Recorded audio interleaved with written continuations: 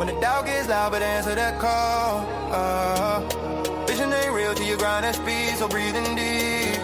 Then call the damn leads. Call the damn leads.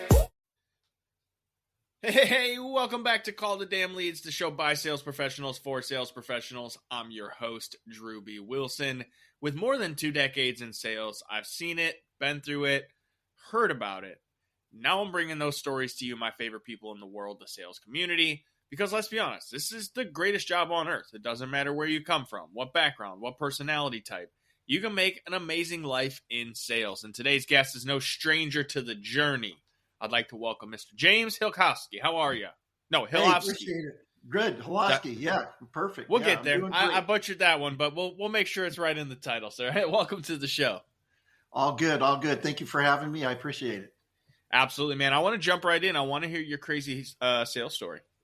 Yeah, well, you know, the crazy sales story is in the franchise lead, you know, you get so many different aspects of, are they buyers, are they not buyers, but just an incredible amount of tire kickers. You're talking, you got to weed through so many leads to really get that right one. So really a crazy sales story is, you know, you get a hold of a person, they talk, and then the next thing you know, you're being ghosted. And that's every salesperson's, you know, nightmare. It's the ghost. I think in the franchise world, ghosting is just, I think it's an all-time high. It is really frustrating. It's just like, just say no, man. Just say no. It's all good, you know. You know, you have the times of, you'll get them on the phone and they say, hey, you know, I'll call you back in 10 minutes. You know, they're not calling you back in 10 minutes. Or, yeah, you know, I'm at the doctor's appointment. Let's schedule for Thursday. And they're like, okay, well, all right, yeah, what time works? And they give you a time, and then there's a no-show. So it is just the constant, you know, weeding through that is just unbelievable. But, you know, it's why we do it. It's you got to do it. And it is just something you know, you could get down really easily. It's just, you just got to keep at it and go. And I think you know, the thing you really have to do is just don't take anything personally. Yes, I love that. And there's a couple of things I want to peel out of that, you know, introductory story, because I think it really relates heavily to the sales aspect that so many people go through. Number one, a lead is a lead is a lead. Qualification of that lead, the intention of that lead, how excited they are about your product or service, TBD. But you have to have the conversation to find that out. And where I could imagine it would be difficult for you, James, and I would love, you know, for you to give me some insight in this, is in the franchise world, essentially, if I understand correctly, you know, people are buying into the franchise or the idea of a business in a box, essentially, right? They get all the structure and the framework, and as long as they put the people and the capital into it, it should produce revenue and cash flow. We know that's not always the case, but that's the ideal, right? That's the dream. Yep. And so I would imagine it's probably difficult for these people who have maybe submitted their information and said, yes, I am interested in a franchise, to have the willingness to say, no, I'm no longer interested, because it would mean that they're not actually interested in chasing their dream. They'd have to admit that to themselves. So I would imagine that's something you probably run into. Is that pretty fair to say? 100%. And really, you know, there'll be times when I am talking with candidates and it'll be like, well, I didn't really realize I would have to have money to buy into a franchise. That, you know, you get that of like, I didn't really think it was going to take, you know, at least, you know, $50,000 in liquid cash and to be able to get a loan. I just have good credit, but I don't have a dollar. You mean I can't just get the whole thing funded? Well, no, not really. No. So, yeah, so it kills the dream. And, you know, one thing I want to hit back with you too about, you know, leads. When you talk about leads and you go, a lead's a lead, you know, and the funny thing is when you work with, because I work with lead portal companies where, you know, Sure. You advertise for brands on portals, and, you know, they'll always say, well, your cost per lead is, you know, $17. And it's like, well, you know, my average cost of lead might be that, but they're not really leads. It's just people that are tire kickers. So, to quantify a really good lead, that's the hardest part. It's funny when we call a lead and you either get no contact from them or anything. So for me, that is really the most frustrating thing. The portal that this is what we're giving you, all these leads. I'm like, oh, they're not really leads. They're not responding. Well, it's interesting to me because this is really where you could get into the nerdier side of sales and metrics and KPIs. And this is a lot of where sales professionals start learning the marketing aspect of, okay, well, let's talk about a cost per lead is $17. Fantastic. What do you consider a lead? The company might say it's a name, a phone, an email, and some 3 or 4 lines of information, right? It depends. But the important thing is, okay, well, now what's the lead to conversation rate? How many of those leads do I have to call? And how many times do I have to call before I actually talk to them where I get to qualify whether or not they're a tire kicker? Because then it's like, okay, well, of those leads, how many do actually turn into a qualified sales conversation? And of those qualified sales conversations, how many turn into actual deals that put revenue on the table? Like, you can layer in so deep, and that's what's fun to me about sales. And what I would love to know, from your perspective, like getting into the franchise world, it's an interesting route to take. How did you even end up down that path? Well, so I was a restaurant guy and worked many years in corporate America in the restaurant business. And then I left a restaurant company to another one where they said, hey, run our franchise side, support our franchisees, be our liaison. So I did that and I loved it. And then the largest franchisee of the company said, hey, come partner with us. So I partnered with them. They were 2 NFL football players and they were brothers. And so we had our franchise. Then we did another ice cream franchise. We did our own coffee shop, our own cookie dough. Then one of the brothers retired from the NFL. The other one got injured, couldn't fulfill the rest of his contract. So they decided, hey, we want to sell off, and said, yeah, let's do it right before COVID. So great timing. So that was just a blessing in itself. Yeah. So then they were going, hey, we're going into the tequila business, what we're going to do. And their grandfather had a tequila farm. And it's like, that really isn't, I have nothing against it. I just don't have it just doesn't excite me. And I was trying to decide, do I want to go back into the restaurant? It's like, no, you know what? I really enjoyed my time working with franchisees. And I saw all the people that were in the restaurant business and had no business being there. None. So, wasted millions of dollars and just like didn't realize they were getting into a ball and chain and, 80 hours a week in a grind. And then I saw the brothers, everyone came to them with, hey, do this investment, do this investment. And just because they were athletes, and it's just like, wow. So I decided at that point, like, okay, I'm going to transition. I'm going to be a franchise broker because I want to help people from the mistakes I've seen and just find the right fit and match so what I do. So I really typically, the most frustrating part for me in sales is I don't really sell anything.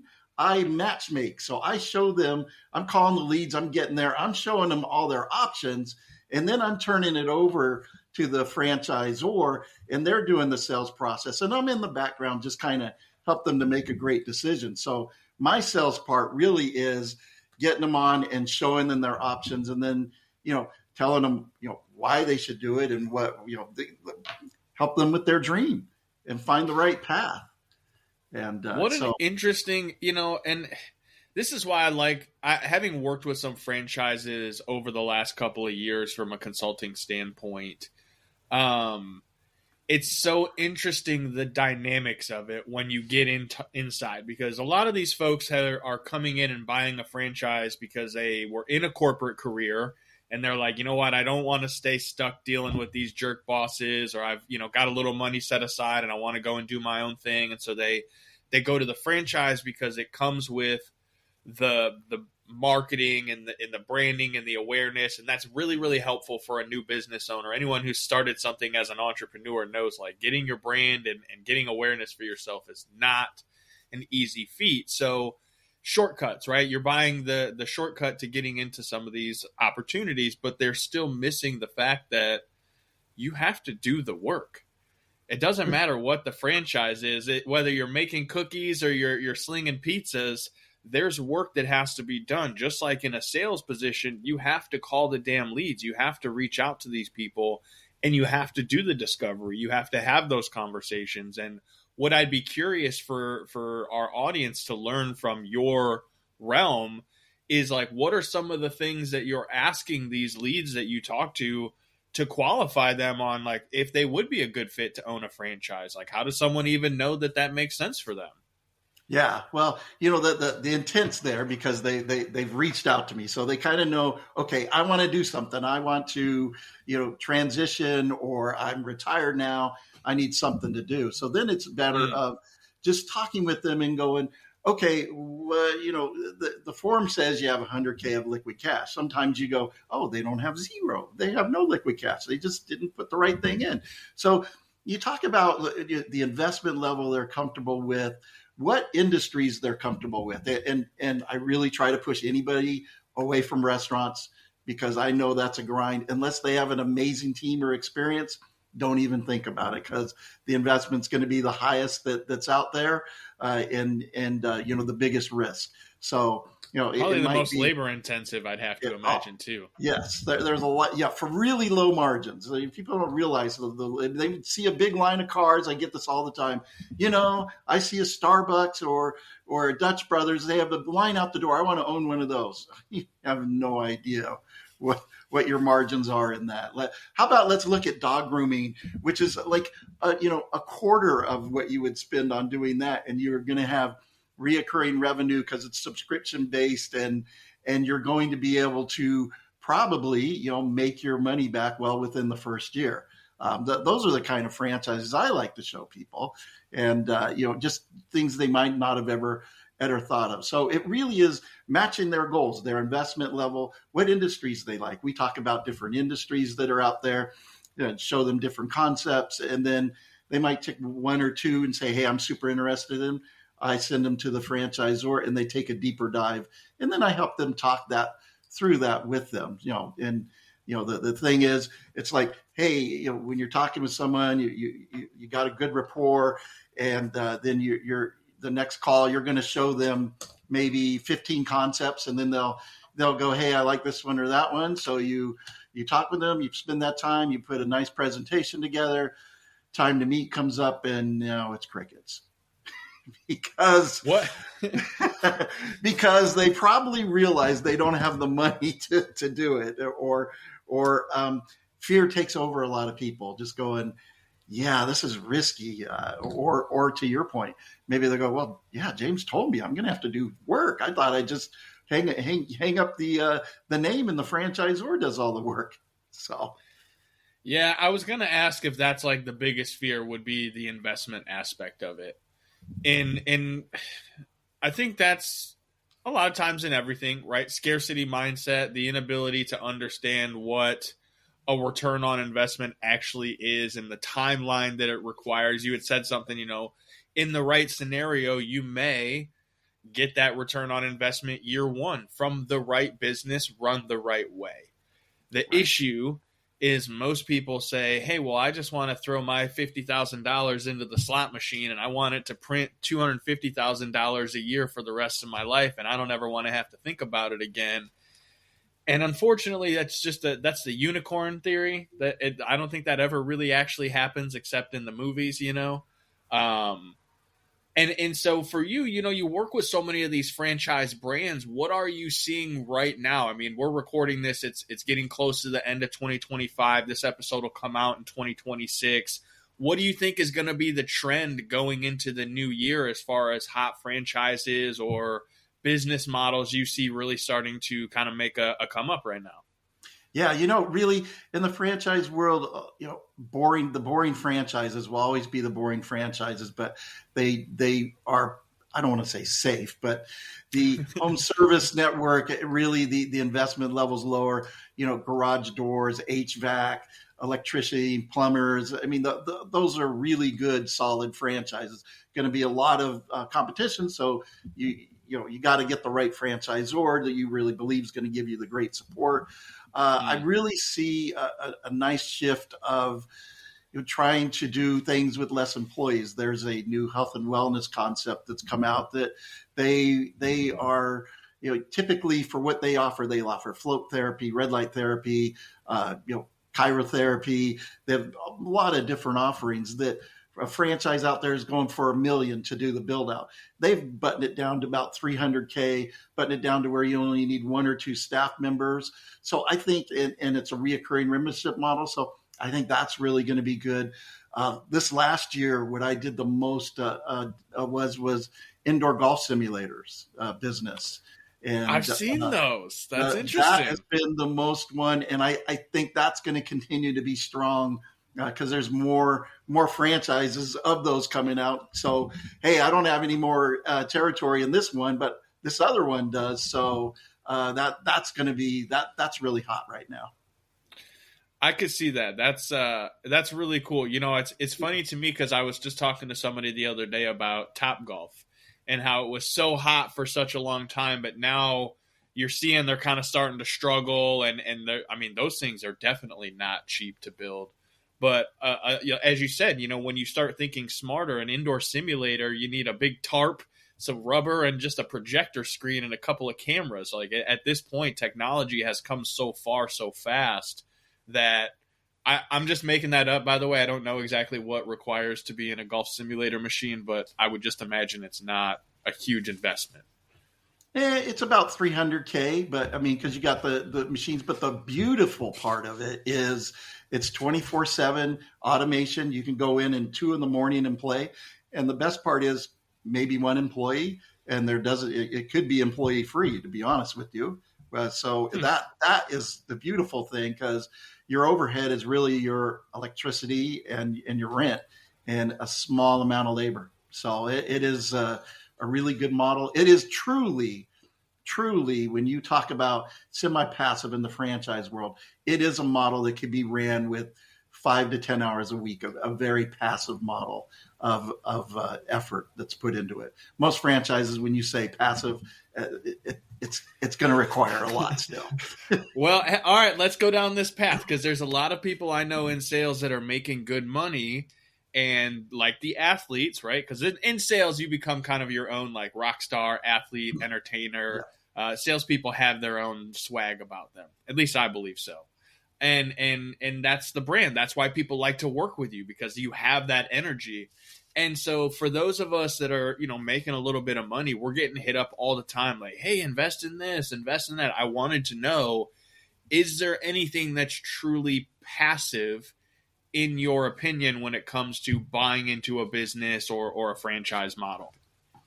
Yeah, that really is tough. So I look at passive like the golf thing totally is, but to do passive, you really have got to use your skills of your sales skills, and then your management skills.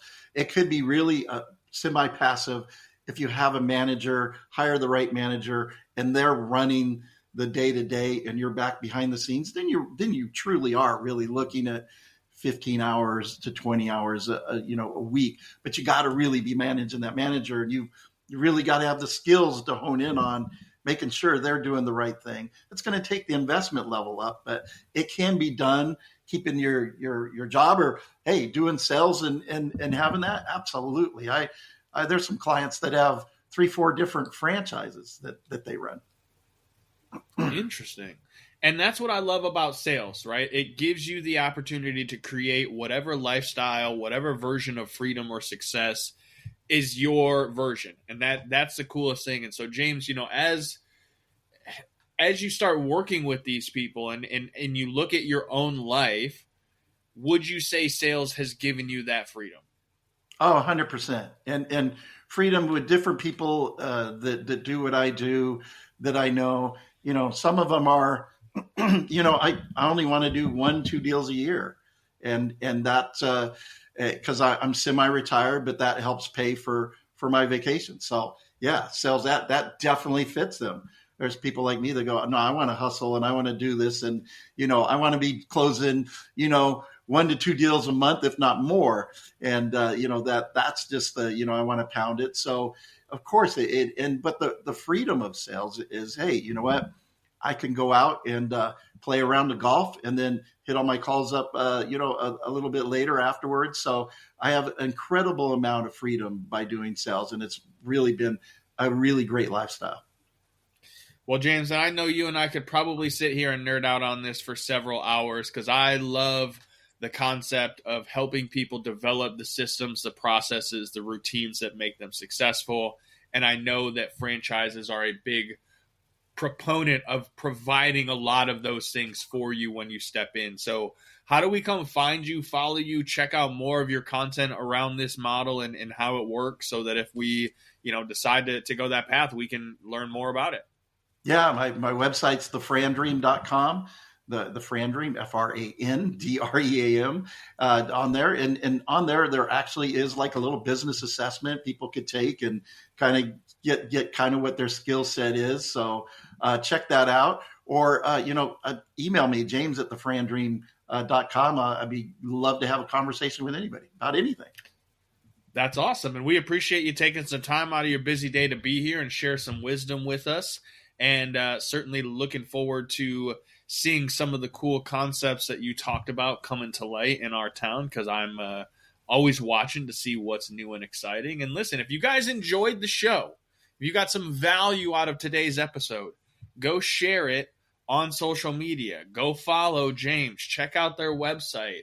If you've been thinking about where you want to park some money so that you can really start taking that next step in your journey, franchising is a great option when done correctly. This is the whole point, is it's not going to just be money in, bankrolls out. You're going to have to do the work. So if you know someone who could use a little bit of help in this journey, send them this episode. Tell them you were thinking about them. You don't have to tell them they're a terrible investor and they keep trying to do awful things with their money. You don't have to say that. But just be like, hey, here's something to think about. Here's some thoughts, some ideas. And then go and leave us a review, subscribe, check out all the other episodes. You guys know what to do from here. Pick up the phone, call the damn leads. We'll see you next time. When the doubt gets loud, but answer that call. Vision ain't real till you grind at speed, so breathing deep. Then call the damn leads. Call the damn leads.